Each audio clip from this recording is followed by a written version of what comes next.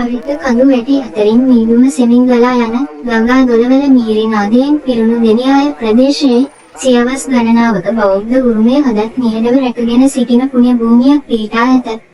එයි ඓතිහාසික කොළවෙනිගම රජමහා විහාරය. මෙම පුණ්‍ය භූමියේ හුදෙක් විහාරස්ථානයක් පමණක් නොවේ. එය ආගමික භක්තිය, සංස්කෘතික උරුමය, පුරා විද්‍යාත්මක වටිනාකම සහ ජනප්‍රවාද රැසක් විපුල් ජීවමාන ඉතිහාසයකි. අද ඔබ දකින්නේ මෙම විහාරයේ වාර්ෂික මහා පෙරහැරේ අසිරිමත් දර්ශනය. හේවිසි නාදය, සම්ප්‍රදායික නර්තන, අලංකාරයෙන් සැරසුණු ඇතුන්, වහන් ආලෝකයෙන් දිදුලන වීථි සහ බෙතිමතුන්ගේ ශ්‍රද්ධාවෙන් පිරුණු මෙම පෙරහැර ශතවර්ෂ ගණනාවක් පුරා පැවතෙන බෞද්ධ සම්ප්‍රදායික ජීවමාන ප්‍රකාශනයකි. මෙම විහාරයේ ඉතිහාසයේ කොපමණ පැරණිද?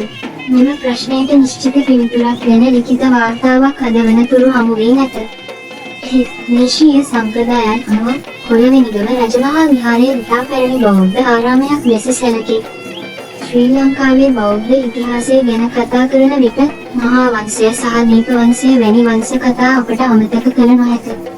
එම ග්‍රන්ථවල බුදු සසුන ශ්‍රී ලංකාවේ ස්ථාපිත වූ ආකාරය, මහින්ද මහරහතන් වහන්සේගේ ධර්ම ප්‍රචාරය, දේවානම්පිය තිස්ස රජුගේ යුගය සහ අනුරාධපුර රාජධානියේ බෞද්ධ විහාර සංවර්ධනය පිළිබඳ සවිස්තරාත්මකව සඳහන් වේ. එසේ වෙතත් කොළවෙනිගම රජමහා විහාරය යන නාමය මහා වංශයේ හෝ දීප වංශයේ ඍජුව සඳහන් නොවන බව සඳහන් කිරීම ඓතිහාසික වශයෙන් වැදගත්ය. එවෙනුවට මෙම විහාරයේ ඉතිහාසය තහවුරු වන්නේ දේශීය සම්ප්‍රදායන්, පුරා විද්‍යාත්මක සාක්ෂි සහ පසුකාලීන ඓතිහාසික වාර්තා මගිනි. මෙම විහාරය පිළිබඳ ජනප්‍රවාද අතරින් වඩාත් ප්‍රචලිත වන්නේ ශ්‍රී දළදා වහන්සේ සමග ඇති සම්බන්ධතාවයයි. ප්‍රදේශවාසීන්ගේ විශ්වාසයට අනුව දළදා වහන්සේ ආරක්ෂිතව වැඩම කළ එක් ස්ථානයක් ලෙස කොළවෙනිගම සැලකේ. කෙසේ වෙතත් මෙය දේශීය ජනප්‍රවාදයක් වන අතර මහා වංශය හෝ වෙනත් ප්‍රාථමික ඓතිහාසික ග්‍රන්ථවලින් ඍජුව තහවුරු වී නොමැති බව අවධාරණය කළ යුතුය.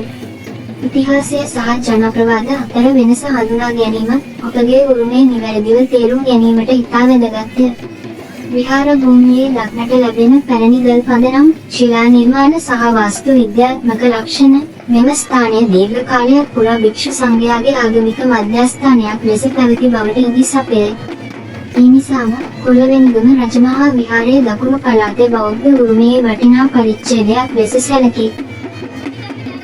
අද වන විට කොළවෙනිගම රජමහා විහාරය ආගමික වශයෙන් පමණක් නොව ඓතිහාසික හා සංස්කෘතික වශයෙන්ද ගෞරවනීය ස්ථානයක් ලෙස සැලකේ.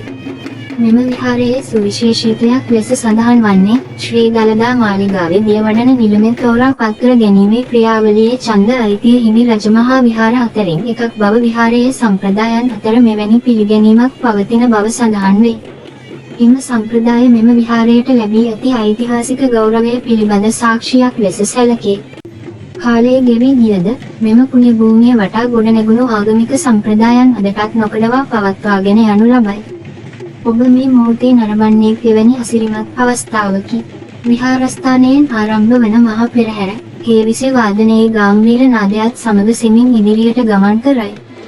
උඩරට, වහතරට සහ සබරගමු නර්තන සම්ප්‍රදායන් නියෝජනය කරන නර්තන ශිල්පීන්, වන්දම්කරුවන්, කොඩිකරුවන් සහ සම්ප්‍රදායික වාද්‍ය ශිල්පීන් පෙරහැරට අලංකාරයක් එක් කරති.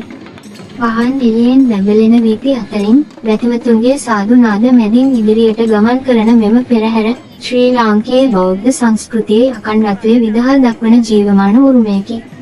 මෙය හුදෙක් දර්ශනීය සංස්කෘතික උත්සවයක් නොවේ.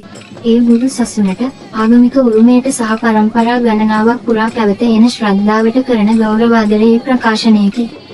පෙරහැරේ ගමන් කරන සෑම පියවරක්ම, වැයෙන සෑම හේවිසි නාදයක්ම සහ දල්වන සෑම පන්දමක්ම අපේ උරුමේ ජීවමානව තබා ගැනීමට දායක වන සංස්කෘතික සංකේතයන්ය. එම නිසා මෙම පෙරහැර වාර්ෂික උත්සවයක් පමණක් නොව අතීතය සහ වර්තමානය එකට බැඳ තබන පාලමක් ලෙසද හැඳින්විය හැකිය. විහාර භූමියේ සෙමින් හමා යන සුළඟත්, බෝධීන් වහන්සේගේ පත්‍ර සෙලවෙන හඬ, පුරාණ ගල් නිර්මාණ අතර රැඳී ඇති නිලනත්‍රයත් අපට මතක් කර දෙන්නේ ඉතිහාසයේ පොත්වල පමණක් නොව මෙවැනි පුණ්‍ය භූමි තුලද ජීවත් වන බවයි. එබැවින් කොළවෙනිගම රජමහා විහාරය යනු හුදෙක් පැරණි විහාරස්ථානයක් නොව ශ්‍රී ලංකාවේ බෞද්ධ උරුමයේ වටිනා පරිච්ඡේදයකි. මෙවැනි පූජනීය ස්ථාන සුරැකීම, ඒවායේ සතේ ඉතිහාසය අධ්‍යයනය කිරීම සහ අනාගත පරපුරට නිවැරදිව දායාද කිරීම අප සැමගේ වගකීමකි. ඔබ දෙනියාය ප්‍රදේශයට පැමිණෙන දිනයක මෙම පුණ්‍ය භූමියටද පැමිණ එහි ආධ්‍යාත්මික නිස්කලංකත්වය, ස්වාභාවික සුන්දරත්වය සහ ඉතිහාසයේ නිහඬ ඔබෙම හදවතින් අත්විඳින්න. කුලවෙනගම රජමහා විහාරය අතීතයේ සිහිපත් කරන පුණ්‍ය භූමියක්. වර්තමානයට ආලෝකය ලබා දෙන ආගමික මධ්‍යස්ථානයක්. අනාගත පරපුරට සුරැකිය යුතු ජාතික උරුමයක්. නැරඹූ ඔබ සැමට ස්තුතියි. තෙරුවන් සරණයි.